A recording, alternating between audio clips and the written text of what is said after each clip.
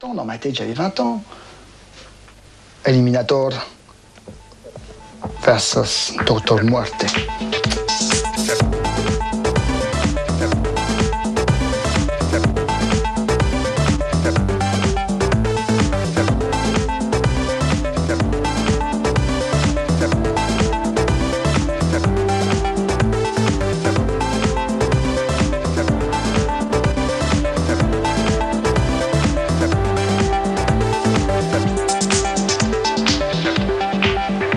Ah, j'existais de nouveau, oui.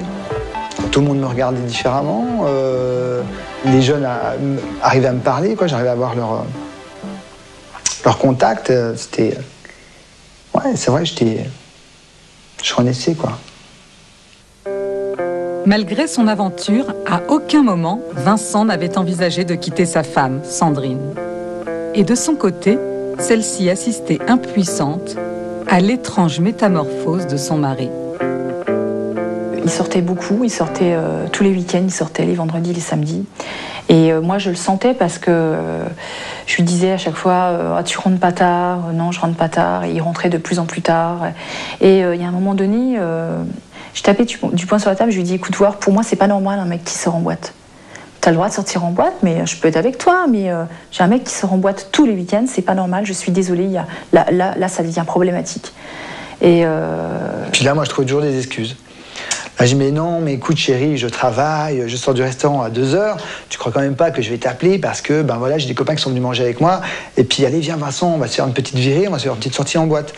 C'est vrai que j'avais toujours ces excuses. Et effectivement, je sortais avec mes copains, avec ma maîtresse. J'étais aveugle, jusqu'au jour où je l'ai pisté parce que j'ai su qu'il n'était pas au restaurant, et puis je l'ai trouvé avec sa maîtresse, et le jour-là aussi, je savais que c'était sa maîtresse. Mais j'ai pas voulu me l'avouer. Je me suis dit non, allez, non, laisse ça dans un petit coin, continue de croire que c'est que ton mari et que le tien, quoi. Quand ça m'a surpris avec donc ma maîtresse, je suis allé dans une soirée et là j'ai rien compris. J'aurais dû me faire assassiner. Non, je crois qu'elle a culpabilisé à fond. Mais qu'est-ce qu'il y a, tu sors plus assez, ça va pas, je t'enferme de trop. Je dis mais qu'est-ce qu'elle fait là? Et moi à l'intérieur je me dis mais t'es folle Sandrine, t'es en train de faire quoi là? Mais t'es complètement folle. Mais c'est tout à fait ce que je veux et toi t'es en train de me le donner. Et mais au fond de moi j'ai rigolé, quoi. Elle avait tout le contraire de ce qu'elle aurait dû faire. Ouais, mais moi je voulais pas te perdre, moi à l'époque. Je voulais pas te voir tel que tu étais, en fait. Je voulais pas perdre l'image que j'avais de toi et de notre amour, quoi. Je préférais user de la stratégie tu veux ça, je te le donne, plutôt que de me dire bah non, je vais le brimer encore plus, et puis voilà, quoi. Parce que je me suis dit bah le brimer encore plus, ça va le faire fuir plus qu'autre chose. Donc voilà, j'ai essayé ça, puis voilà. Ah non, ça n'a pas marché, j'ai profité de la situation, ça a été même pire, on va dire. Je me suis dit, bah super, maintenant je vais plus avoir de bile à me faire, je vais pas lui cacher quand je vais aller en boîte, je vais lui dire, bah tiens, je suis en boîte avec des copains, je vais là. Donc pour moi, après, j'étais libéré. Après la naissance des enfants, les amants étaient devenus simples parents. Elles sont très bien, comme je t'ai appris, ma chérie. J'étais même plus une femme, j'étais devenue une mère avant tout.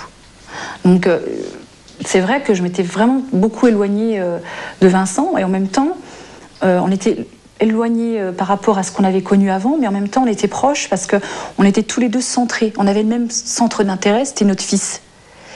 Et on s'est perdus tous les deux dans cette... Enfin, je sais pas comment tu le vis, toi, mais... Non, mais moi, c'est pareil. J'aurais très bien pu me dire, allez, on arrête, viens, on va mettre Lorenzo chez la nounou ou chez ma mère, et puis on va se faire une petite sortie tous les deux. Même pas un week-end. En 3 ans, on s'est pas pris un week-end, quoi.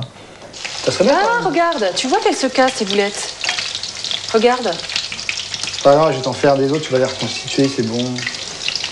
À l'époque, je me battais pour qu'il m'aide à la maison. Moi, je bossais à plein temps et j'avais les deux enfants, dont un en très bas âge. Et j'avais l'impression de jamais m'en sortir. On avait un tableau sur la porte de la cuisine. Tu ne respectais pas. Les tâches étaient bien séparées. Je faisais la vaisselle, je faisais leur passage. Non, un petit peu, pas comme maintenant, un petit peu. Mais il ne s'investissait pas du tout. Et tu t'investissais pas du tout dans la famille, de toute manière, c'est clair. Et avec elle, il lui montrait une facette de... Moi, je suis le pauvre petit malheureux chez moi. Ma femme, elle me crie tout le temps dessus. C'était vrai. C'est vrai, oui, c'est vrai. Ah oui, c'était vrai, parce qu'il m'offrait plus que ce dont j'avais besoin et il n'était plus là. Ça venait assez rapidement, les engueulades. J'avais pas besoin de trop forcer, de toute façon. Ça allait vite. Tiens, t'as pas fait la poussière là. Mais si, t'as fait brûler ton plat. Ouais, mais moi je le fais mieux que toi. C'était sur n'importe quoi. On allait se disputer sur rien, sur des miettes de pain. Et j'en profitais pour prendre la fuite. Et puis pour aller... Pour aller te réconforter dans les bras d'une naïve qui gobait tout parce que ça l'arrangeait bien aussi.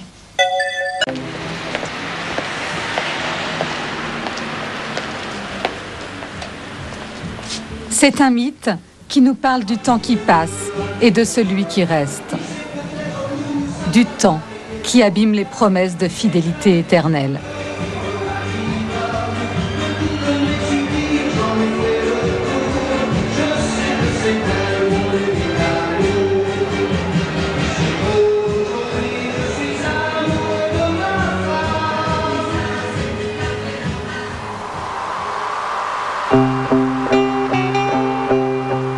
Alors comment se préserver du démon?